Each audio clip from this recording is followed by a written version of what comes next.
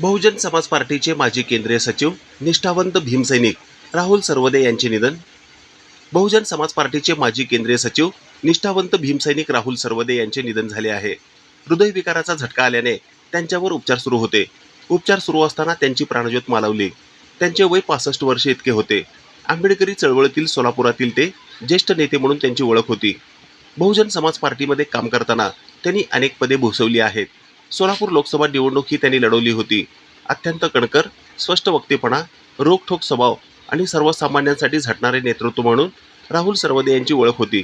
राहुल सरवदे यांनी बहुजन समाज पार्टीच्या स्थापनेपासून बहुजन समाज पार्टीचे संस्थापक काशीराम तथा राष्ट्रीय अध्यक्ष मायावती यांच्यासोबत काम केले आहे.